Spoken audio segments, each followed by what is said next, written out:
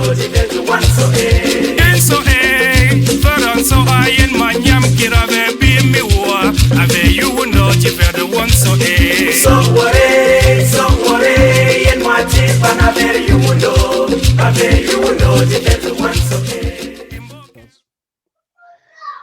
Well, thank you very much, the President, for me, Stephen, for the vision. Thank you to everyone who has taken the pride also to another octave. My special thanks, as the President already emphasized, to those who have been taking the lead in this, especially my brother here, President Ban, and the other day, I was so moved when we had this mini conference with Pamela, and we are so blessed with this vast knowledge of the resources in human development, which we can actually tap for our good. Culture is, that aspect of our lives that we like to uphold jealously. I think that almost everything, when we look at our political lives, it is chaotic. We look at maybe our religious life, and then it is very, very questionable because many people do not live up to their standard. And then we look at our culture and we say this is the last thing that is left for us to uphold. When we see it being destroyed, what we see now, we are afraid that we are faced with something because it is our identity as a people on top. And one aspect which we have chosen, of course, our culture is so very vast. One aspect that we have chosen is a distribution of traditional titles. And that's why we have this topic today, destruction of our culture through the indiscriminate distribution of titles. And if everybody is to have a title, the title will lose its word. And so to my introduction, and this is just my coinage, that a title is an honorary or merited recognition given to an individual to appreciate a greater achievement or professional promotion in a particular field. That is just a very brief, laconic definition of a title. And so we are going now to focus on keywords, which is going to be greater achievement and promotion in a particular field. So a title covers so many aspects of life. So our focus in this study shall be on the traditional titles in a small allusion to the grass fields of the Republic of Cameroon.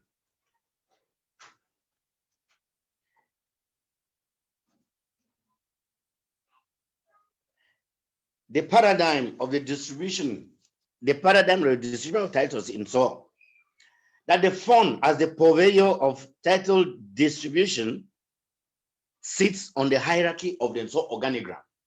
That means that in the traditional organigram, we have the fund who is supreme. And then he has his elders who are in other cultures are called vibais, and then followed by other traditional rulers, the military wing, the Mwerong.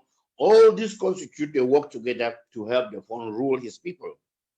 And so the fund being that supreme leader with the power vested on him by his subjects to rule, govern, and sanctify his people through the offering of sacrifices. We all know what we call Wong Wochune, those various sacrifices that the fund performs. That is for our own sanctification and edification. Then the fund has a vested authority to honor people who have distinguished themselves in various fields of achievement for the growth of the land and the betterment of the lives of his subjects, and those with outstanding moral character. So that means titles are not just given to anybody, or they should not just be given to anybody. They should not be given to people with questionable character or those who can bring the culture to disrepute.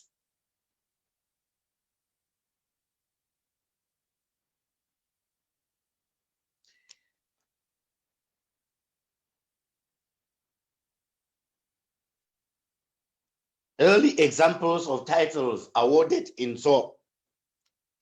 Late Professor Bernard Sokika Fonlon, who was honored with the title of Shufine Tonzev, literally the great counselor who brought water. And after negotiating with the Canadian Prime Minister at the time, Pierre Trudeau, whom he knew personally for Canadian development aid to lay down pipe-borne water for Kumbu Town and its environs. That means one of those early titles that was given out was given to Professor Bernard Sokeka from London as Shufai Tonzo for the water, pipe-borne water that he brought to Kumbu. We all know, unfortunately, that it became a bone of contention in the latter days before the whole place went chaotic. Professor Daniel Noni Lantum was equally honored with the title of Shufai Bastos. And Bastos, this literary meaning Great Counselor of Bastos, an elite residential neighborhood in the heart of Yaoundé Metropole. So, and this was given in recognition for his pioneering services to the medical field, the community, both at home and Yaoundé. We all know Professor Shufai Bastos, who is currently still alive and healthy in his residence in Bastos, was the first surgeon. And we also know his achievement in the fight against goiter through the consumption of iodized salt. Okay, now we are coming now gradually to the bone of contention, which is the neo-traditional titles among the new elite. Neo-traditional titles are these very titles that those of us contemporary traditional addicts enjoy now. And that power and identity for some people come from the ability to combine a variety of statuses, achievements, and other forms of wealth. However, to achieve true power and recognition, one must assume a local persona, which includes connection with the fund and the palace. That means for some man to be recognized, you must also trace your roots. And that's why when you are in some man, if you do not meet with other sort of people in the community where you find yourself, or you are not popular in the Mahjong group, or you are not popular in any other group where some people gather, or you are not popular in the palace, be it in the two sanctuary, Idangiri or Mwerong. If you do not identify yourself with these people, then they will also, you actually be regarded as a lost person. And so that is why to achieve true power and recognition, one must assume a local persona, which includes connection with the fund and the palace. This is as true for elites living outside the fondom as it is for those at home. Even though we cannot go home now, I mean, those of us who have been used to going up for culture and gonzo activities and the rest, we are actually at a great loss because we do no longer find ourselves back at home. And so why the indiscriminate awarding of titles of recent? One reason why the funds gave out the title was to justify the assertion that the fund has 800 eyes. That means I was given the Shea Wombasi, and we all know that embassy is the short or the traditional way of calling embassy. I was given the title of Shea Wombasi, or call it Shea Embassy, to be the fund's eyes and ears in that American house. And so one of the reasons that the fund gives out this title is to extend his eyes so that anywhere you find yourself, if you are in the United Arab Emirates, you are in America, you are in Europe, you become the eyes of the fund.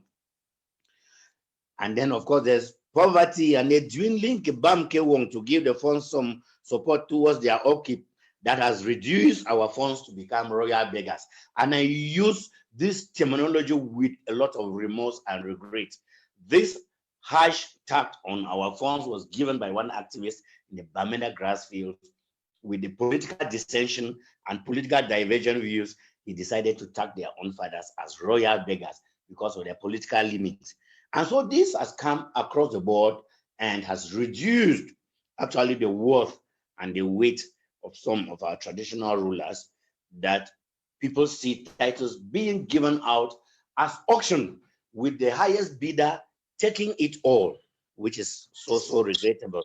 And then there is the insatiable sense of titles from some people themselves for egocentric trips. So people like to get titles to propel themselves, to use those titles to achieve fame. But at times it becomes very dangerous because you can have the honor without the glory.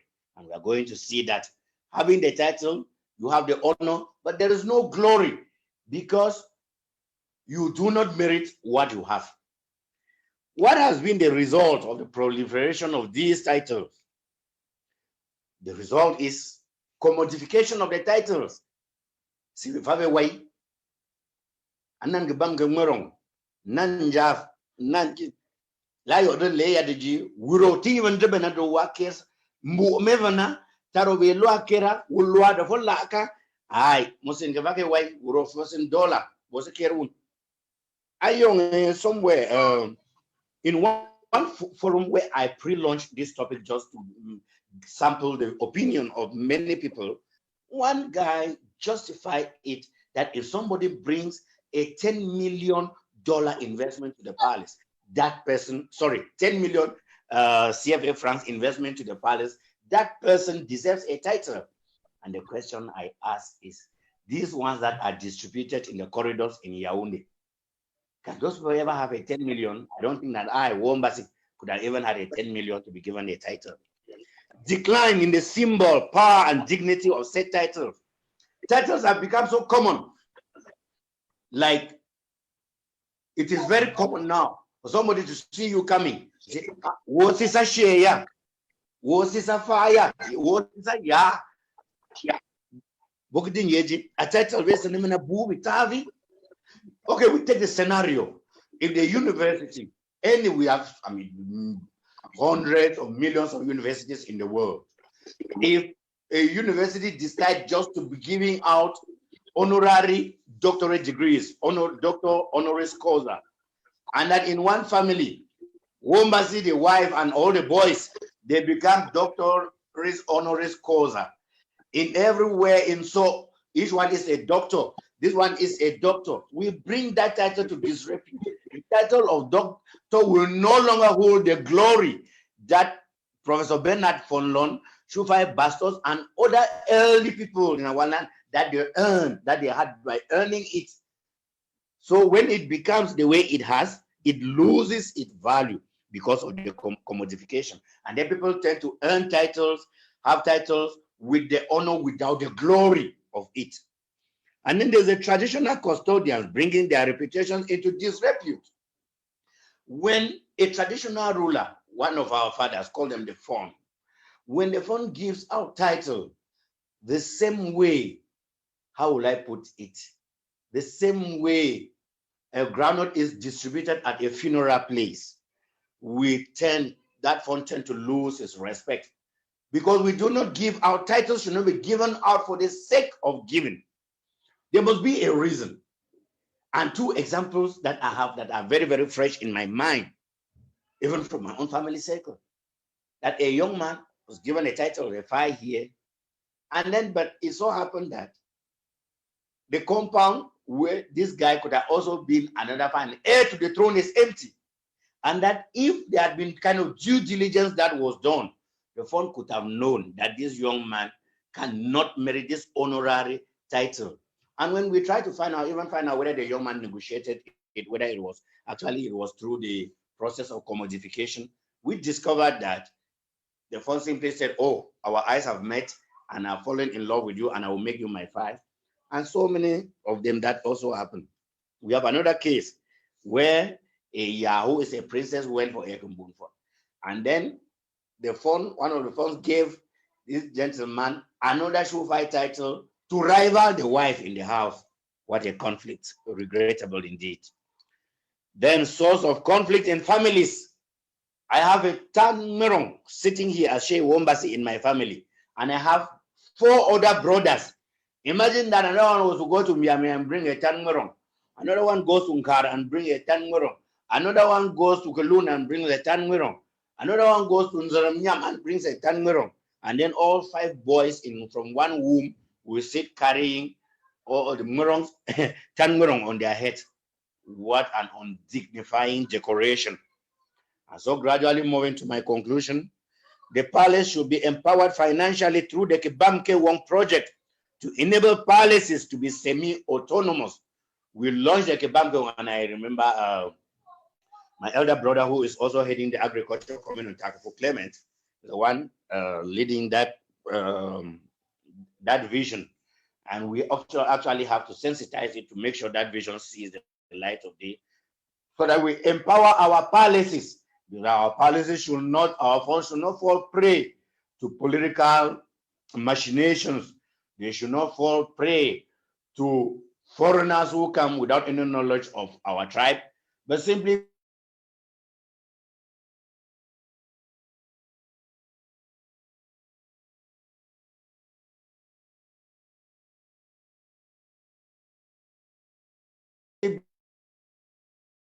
entrepreneurial ventures is to be encouraged. Thank God the government already put them first, second class, I don't know whether third class rulers are there on their payroll. It is actually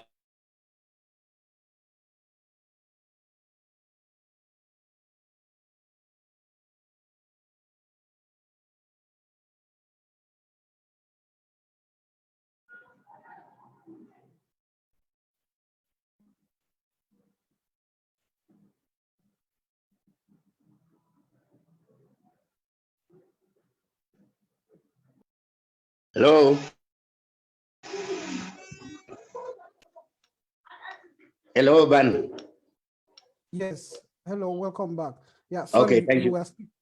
yeah, your connection, we lost it a bit. So please just start back on Yes. having fun. So yeah, great. Okay, I'm back. Okay, I'm concluding that if traditional titles are a good source of the fund's income, he is advised to do so within the ambit of various regulatory organs like the Mwerong, the Atantos, and representative of various community organizations who are on a daily touch with the people.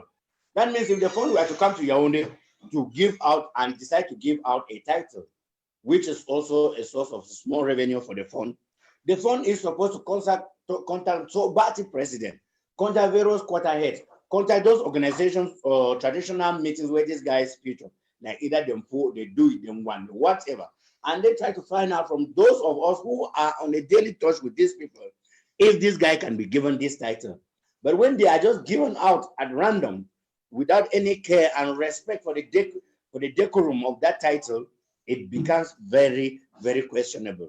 So the appeal we can be making to our fathers is that they should actually hold on a bit to those titles because they have become so rampant. What then is the way forward? The way forward, we then saw first being an initiative overseen by Nsoda. This provides a good opportunity to create a project to improve the cultural domain. Culture being about the preservation and continuity of a people means we have to conserve what we have. And how do we do this?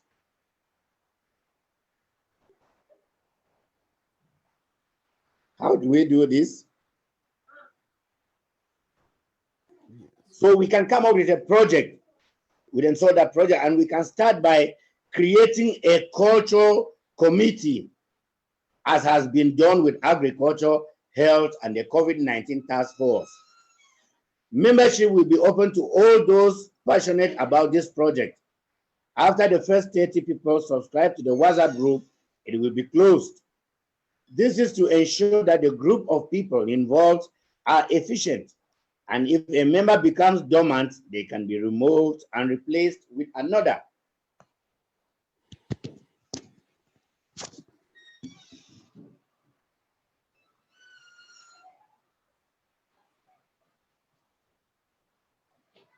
Areas of focus, and our areas of focus will be enabling so to develop our ecotourism potential.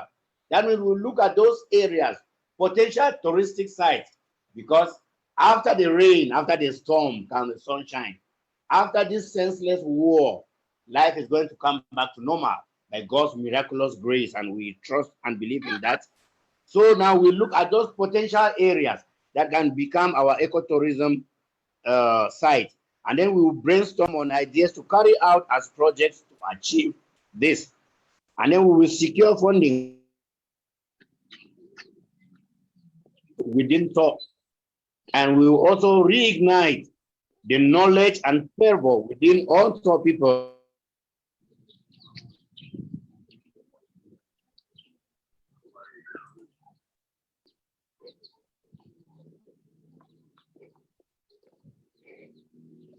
Hello. So Pamela, maybe if Wombasi doesn't come back, is it something you would like to finish for us? I think Well, if you that's can hear me. fine. I can finish it, although I won't be as eloquent as him, as he's very knowledgeable in this area. Absolutely. I'll But appreciate it. Thank you. Go ahead. so to just carry on from what Wombasi has been saying, there are some prospective ideas that could go as part of the suggested cultural committee that could be created under SODA to look at some of the issues that could be addressed to find solutions as a result of all these titles, and also because it would also help to resolve some of the problems that come as a result of having to give those titles. So some of them that brainstorming have come out with the state-of-the-art museums across all the towns, and those would be towns specifically that got a funds palace. So that would be where you'd have the museum that would showcase soul artifacts, history, traditional clothes and regalia, traditional dances, music, writers, people who've written books like the Kenjo Jumbams. There would be a section for folk tales and so that sort of thing. Notable sons and daughters of the Fondom. It could be stories so that people can know about Fonlon, people can know about the works that Professor Daniel Lantum has been doing on Goethe and all of that.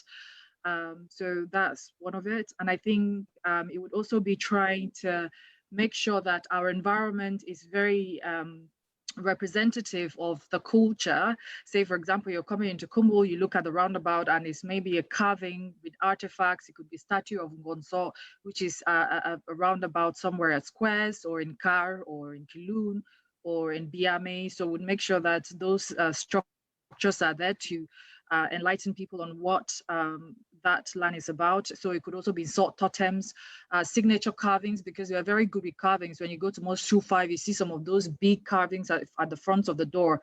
I think most people don't notice, but those are they're very visually arresting.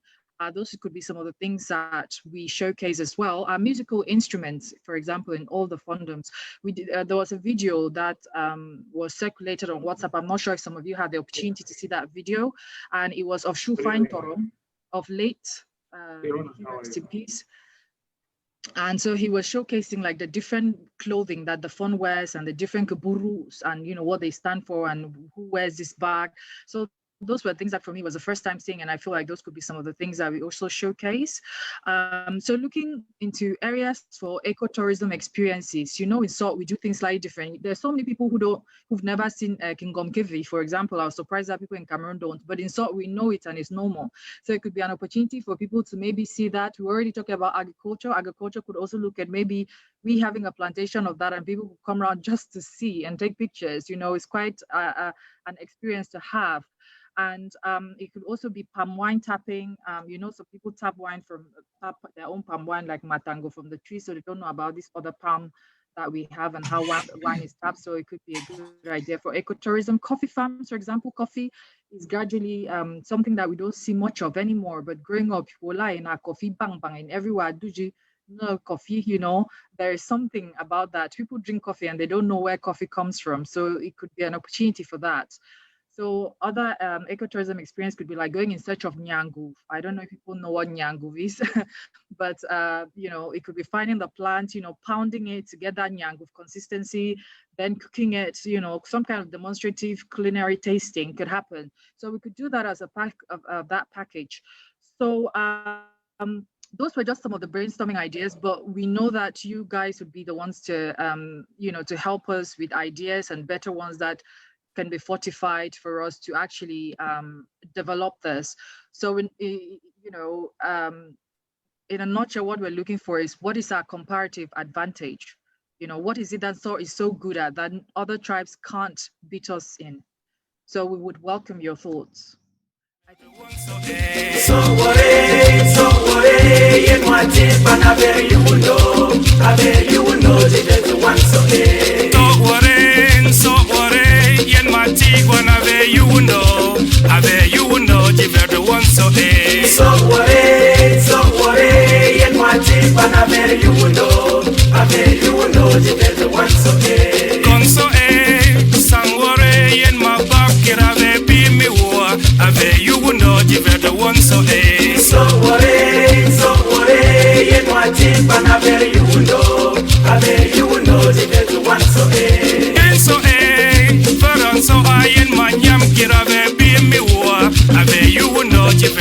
so eh. So worry, and what if I never you know, I bet you know the everyone so eh. Imbokero, she song chera wouldn't si pong vera ve you know, ave you know, jiver one so eh. So worry, and what if I never you know, I bet you know the everyone so eh. One so qua eh, melu mera wouldn't si pong vera ve you know, ave you know, jiver one so eh. So worry, and what if I never you know, I bet you know the everyone so eh. Also eh, ikai koma wouldn't si pong vera